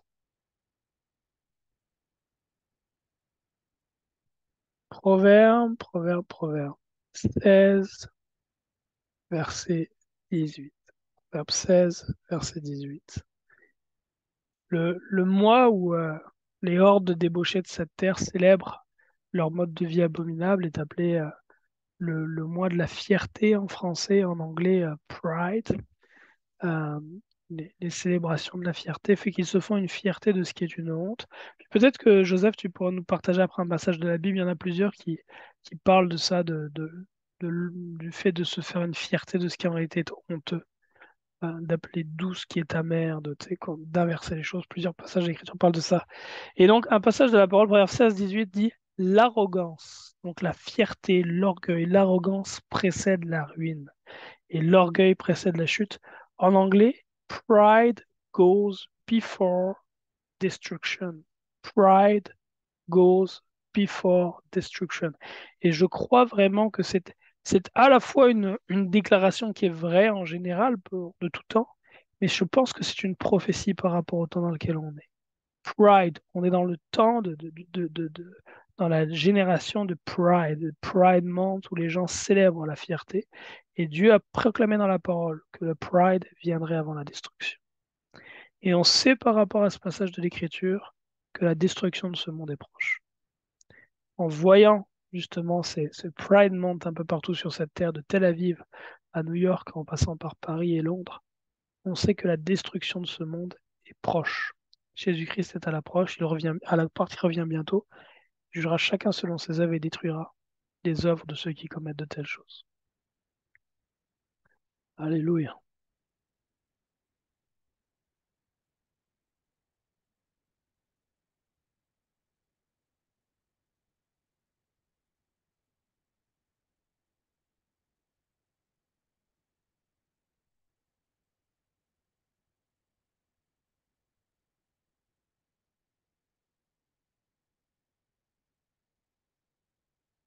Est-ce que tu as trouvé un passage, Joseph? Non? Ah, j'ai trouvé le Proverbe 28, verset 7, mais c'est pas. Non, je pense pas vraiment que c'est ça que tu cherches. C'est celui qui observe la loi est un fils intelligent, mais celui qui fréquente les débauchés fait honte à son père. C'est pas vraiment ça. Sinon, il y a Isaïe 5:20. Il dit malheur à ceux qui appellent le mal bien et le bien mal, qui Ouais, changent la ténèbre en lumière et la lumière en ténèbres, qui changent l'amertume en douceur, la douceur en amertume. exactement. Seigneur prononce un malheur sur ceux qui font de telles choses. Ce qui est honteux, de le déclarer une source de gloire. Je dis malheur à ceux qui font de telles choses. Alléluia. Ok, on va donc prier. Est-ce qu'il y a, avant que je prie, questions ou commentaires? J'ai une question. Yes, bro. Euh, Tu parlais tantôt justement que il fallait pas s'empêcher de prier pour les gens qui avaient des esprits, justement, pour avoir cette délivrance-là. On parlait tantôt aussi du partage que j'ai fait concernant Jonathan Kahn d'Astarté. Euh, Est-ce que, avec ton expérience, puis avec ta compréhension biblique, comment tu l'adresserais particulièrement est-ce que c'est un démon? Est-ce que c'est un esprit? Est-ce qu'il y a une différence entre les deux? Est-ce qu'il y a une méthodologie particulière que tu utiliserais pour ce type d'esprit-là? Ouais. Non, au niveau de la délivrance, je pense que c'est comme pour toute autre délivrance, à savoir bah, de se laisser guider par l'Esprit Saint, demander à Dieu de nous guider pour la délivrance, puis après ça, la confession des péchés. Ça prend que la personne qui est dans ces liens-là reconnaisse ses fautes, reconnaisse ses péchés, qu'elle confesse aussi les traumas qu'elle a pu vivre, puis qu'elle pardonne. Euh, ça peut être un homme qui a été violé par son papa, par son oncle, abusé par sa maman, qui reconnaisse le traumatisme qu'il a vécu, qui pardonne à ceux qui lui ont fait du mal, euh, qu'il confesse les abominations qu'il a pu commettre, ou il ou elle. Puis après ça, une fois qu'il y a cette confession, cette reconnaissance des péchés, ben, elle prend autorité sur les esprits impurs, les esprits d'homosexualité, de débauche et autres, et puis les chasser au nom du Seigneur Jésus-Christ. Puis c'est d'ailleurs, s'il y a quelqu'un qui suit cet enseignement, là, ils vont en différer, puis qui a besoin d'aide, de délivrance par rapport à ça ou tout autre sujet, là, quel que soit, ben, on sera très heureux de aider, pouvoir aider pour ça. Alléluia. Ok, autre chose? Non, je vais prier alors. Père, merci pour ta bonté, ta fidélité, ta bienveillance, ta grâce. Merci, Père, pour le privilège de nous réunir ce matin, d'ouvrir ta sainte parole, tes écritures, étudier ta parole, Père, et apprendre à mieux te connaître. Seigneur, cet enseignement, on prie que dans ta bonté et ton amour, euh, il ne tombe pas entre les mains de ceux qui l'utiliseront pour faire du mal, mais qu'au contraire, tous ceux et toutes celles qui le regarderont soient immédiatement bénis par ce partage, rapprochés de toi, Éternel. Père, on veut prier pour ceux qui sont dans les liens de cette vie si dure, si froide et difficile, Seigneur, qui est la vie de débauche. Tu vois leur tristesse, Seigneur. Bien souvent, pour garder une certaine joie de vivre, ils doivent prendre de la cocaïne, du fentanyl, de toutes sortes de drogues. Donc ils consomment parce que par nature, ils n'ont pas la joie, ils n'ont pas le bonheur. Ils ont fait en effet choisi un mode de vie qui ne leur permet pas d'accéder à ces choses que tu donnes. Ils ont perdu la paix et ne peuvent la retrouver qu'avec les excès de toutes sortes de drogues et les excès de la débauche. Père, notre désir pour eux, c'est qu'ils viennent à la repentance afin qu'ils reçoivent la paix que tu donnes en Jésus-Christ, la joie véritable et l'amour. Et qu'ainsi, Seigneur Dieu, il ne soit plus éternel, Seigneur Dieu, rejeté, mais qu'il soit accepté. Tu nous as sauvés, nous qui avions aussi des modes de vie abominables. Tu nous as amenés à la repentance et à la foi en Jésus-Christ. Et nous prions que ce que tu as fait pour nous, tu le fasses aussi pour eux, Père. Prions que tu nous aides à être des flambeaux, des phares dans la nuit, Seigneur, afin que ceux qui sont dans les chaînes de ces modes de vie-là puissent voir en nous euh, des hommes et des femmes qui pourront les aider à devenir libres. Enfin, nous prions, Père, que tu nous protèges de l'esprit de ce monde et de l'esprit de la bête, qui a en horreur l'enseignement que nous avons partagé, Seigneur. Ne permets pas que cet enseignement soit lié et ne permets pas qu'il y ait quelque retaliation que ce soit envers nous à cause de cet enseignement. Au contraire, Père, bénis-nous abondamment dans ta bonté et ton amour. C'est avec action de grâce que nous te prions. Au nom de ton Fils Jésus. Amen. Alléluia. Ok. Que Dieu vous bénisse. Une bonne journée et une bonne semaine à tous. Ciao, ciao.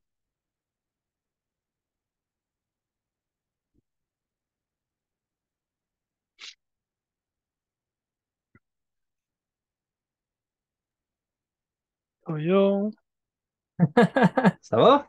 Ah, je vais arrêter l'enregistrement. Attends un peu. Ouais. Oh. Boum. Attends, où est-ce que c'est celui-ci? Non, c'est pas là. Ah, c'est là. Trois petits points. Arrêter l'enregistrement.